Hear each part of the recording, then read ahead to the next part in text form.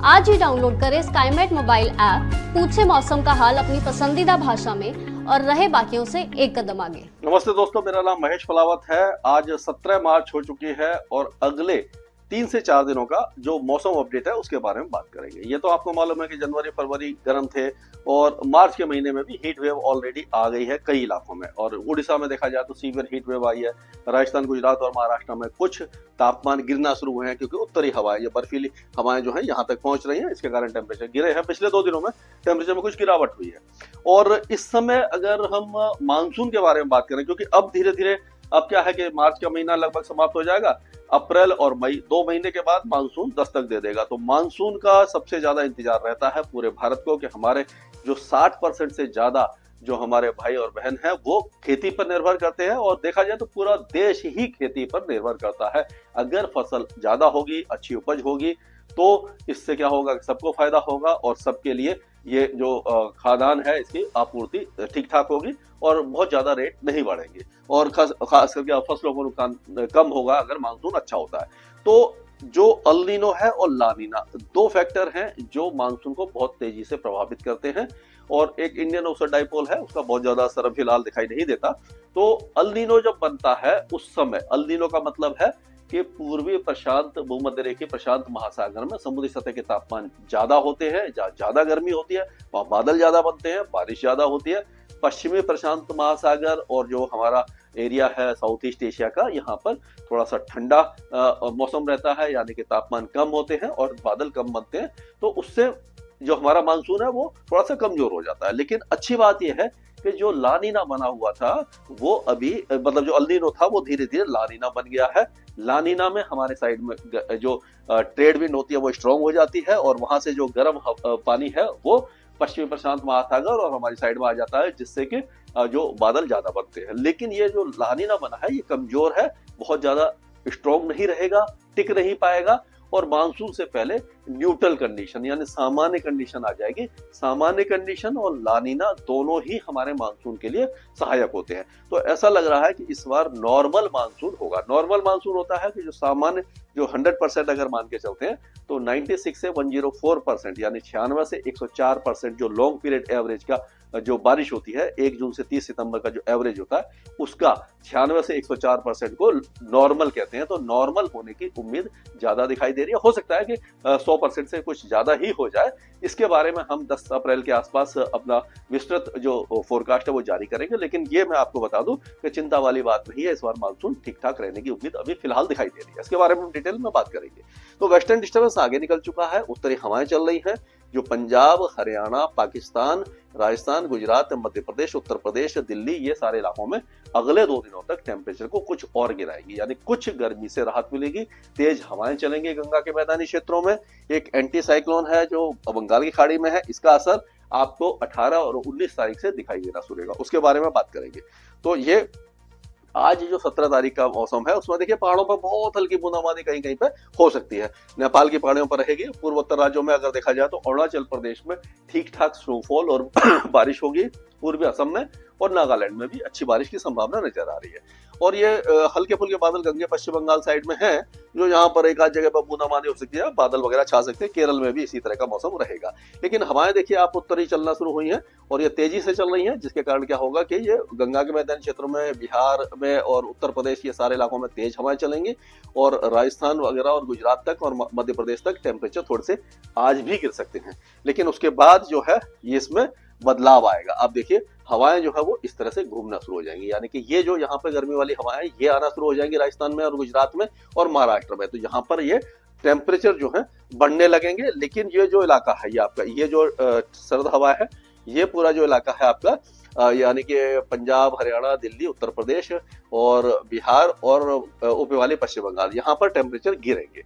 और ये जो एक आप देखेंगे एक साइक्लोनिक सर्कुलेशन यहाँ पर बन रहा है और एक ट्रफ बन रही है, ये इसका असर धीरे धीरे मध्य भारत में दिखाई देगा। और ये जो हवा है ये आप देखिए यहाँ से जाना शुरू हो रही है। एक तो यहाँ से ये घूम करके इस तरह से जा रही है, और यहाँ से भी आप ये देखिए ये हवाएं जो इस तरह से जा रही है, नीचे से आ रही है, तो ये गर्म हो जाएंगी। तो इसके बाद क्या होगा कि एक दिन के बाद यहाँ पर फिर से टेम्परेचर जो गिरावट हो रही थी साउथ राजस्थान और गुजरात में, फिर से टेम्परेचर बढ़ने लग जाएंगे।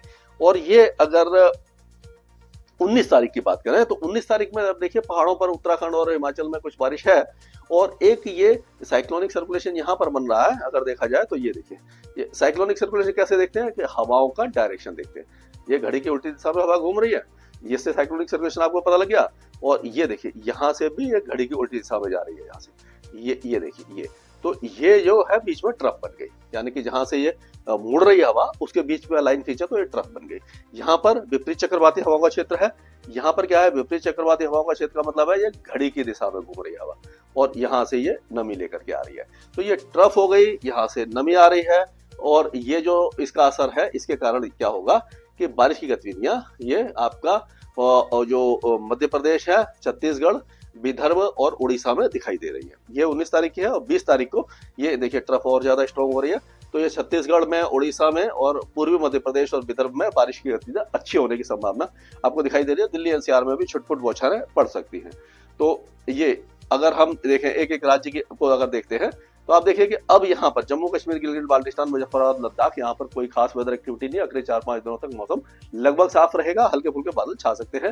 हिमाचल और उत्तराखंड में भी कोई वेदर एक्टिविटी अब दिखाई नहीं देने वाली है। बादल वगैरह छाएंगे लेकिन बारिश की संभावना ना के बराबर है। अब पंजाब की बात करें तो पंजाब में उत्तरी हवाएं चल रही हैं जो अगले 2 दिनों तक टेम्परेचर को कुछ और गिराएंगी। यहाँ पर मौसम अब साफ रहेगा, तेज धूप निकलेगी, गर्मी धीरे धीरे 2 दिनों के बाद यहाँ पर बढ़ जाएगी। और उसी तरह से हरियाणा और दिल्ली में भी इसी तरह का मौसम रहने की उम्मीद है। लेकिन 20 तारीख को हो सकता है कि दिल्ली, फरीदाबाद, गुड़गांव, रेवाड़ी, महेंद्रगढ़, चरखी दादरी यहाँ पर बहुत हल्की बौछारें या हल्की बूंदाबांदी हो जाए, वो आगे देखेंगे हम।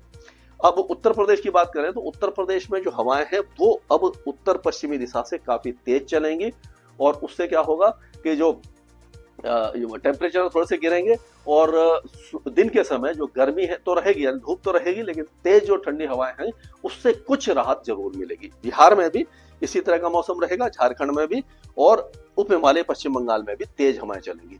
गंगे पश्चिम बंगाल में हो सकता है कि 19 और 20 तारीख को हल्की बूंदाबांदी हो जाए, बाकी इलाके सूखे रहने वाले हैं। पूर्वोत्तर राज्यों में जो पूर्वी असम और अरुणाचल प्रदेश है, यहाँ पर तेज बारिश की संभावना है। मेघालय और नागालैंड में हल्की बारिश होगी, बाकी इलाके सूखे रहेंगे। अब अगर हम राजस्थान की बात करें तो राजस्थान में जो गर्मी थी उससे कुछ राहत तो मिली है, लेकिन ये राहत आज और कल ही रहेगी, और उसके बाद फिर ये जो दक्षिण पूर्वी हवाएं हैं वो फिर से यहाँ पर जो आपका है ये भीलवाड़ा, अजमेर, नागौर, जोधपुर, बीकानेर, जैसलमेर, जोधपुर, पाली, उदयपुर, चित्तौड़गढ़, यहाँ पर टेम्परेचर को फिर से बढ़ा देगी। और उसी तरह से मध्य प्रदेश की अगर हम बात करते हैं तो 19 और 20 तारीख को मध्य प्रदेश के कई इलाकों में बारिश की संभावना हमें दिखाई दे रही है। हो सकता है कि उस समय ये आपका जो पन्ना, सतना, शहडोल, उमरिया, कटनी, जबलपुर, डिंडोरी, अनूपपुर, मांडला, बालाघाट, सिवनी, छिंदवाड़ा, नरसिंहपुर, सागर, रायसेन, होशंगाबाद, बैतूल, हरदा, खांडवा, खरगोन, देवास, भोपाल, शाजापुर, इंदौर, यहाँ तक कुछ न कुछ वेदर एक्टिविटी या बारिश की गतिविधियां हो सकती है, हल्की होगी लेकिन होगी। और उसी तरह से छत्तीसगढ़ में भी 19 और 20 तारीख को ये यहाँ पर दुर्ग, रायपुर, महासमुंद से लेकर के बलौदाबाजार, धमतारी और ये जो बीजापुर, बस्तर, दांतेवाड़ा, यहाँ पर बारिश की संभावना ठीक ठाक दिखाई दे रही है। 19 और 20 तारीख को ठीक बारिश हो सकती है। अब उड़ीसा की बात करें तो उड़ीसा में भी 19 और 20 तारीख को ये जो दक्षिणी इलाके हैं, यानी आप कह सकते हैं कि बौद्ध, बालंगीर, नुआपाड़ा, कालाहांडी, कंधमाल, नयागढ़, कोरडा, गजपति, गंजम, रायगढ़ और ये जो मलकानगिरी, कोरापुट, इन इलाकों में बारिश की संभावना है। जो गर्मी हो रही है उससे राहत मिल जाएगी, ये 19 और 20 तारीख से मिलेगी, यानी कि अभी 2 दिनों का इंतजार बाकी है। अब गुजरात की बात करें तो गुजरात में 24 घंटे के बाद फिर से जो हवाएं बदलेंगी उसके कारण, यानी दक्षिण पूर्वी हवाओं के कारण फिर से गर्मी आ सकती है, टेम्परेचर बढ़ सकते हैं। महाराष्ट्र का ज्यादातर मौसम अभी तो फिलहाल अगले 24 घंटों तक टेम्परेचर गिरेंगे, नंदुरबार, धुले, जलगांव, बुल्डाना, इन सारे इलाकों में, लेकिन उसके बाद 19-20 तारीख से टेम्परेचर बढ़ेंगे। लेकिन हो सकता है कि अमरावती, वर्धा, नागपुर, वाशिम, भंडारा, गोंडिया, छतरपुर, जबलपुर, ये जो इलाके हैं यहाँ पर हल्की बौछारें पड़ जाए, वो जो ट्रफ बननी है उसके कारण।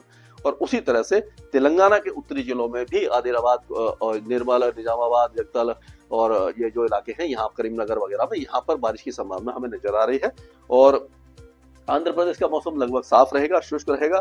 कर्नाटक में भी ज्यादा कोई वेदर एक्टिविटी नहीं है, गर्मी काफी ज्यादा रहेगी। केरल के कई इलाकों में बारिश की संभावना नजर आ रही है। तमिलनाडु के दक्षिणी इलाकों में बारिश हो सकती है। अंडमान का मौसम लगभग साफ रहेगा और लक्षद्वीप में छुटपुट बौछारें पड़ने की संभावना दिखाई दे रही है, यानी कि 2 दिनों के बाद एक बार फिर कई राज्यों का मौसम बदलने वाला है। स्काईमेट वेदर में अभी के लिए इतना ही। मौसम से जुड़ी सटीक जानकारी और खबरों के लिए हमारे YouTube चैनल को सब्सक्राइब करें और बेल आइकन दबाकर हर खबर पर रखें नजर।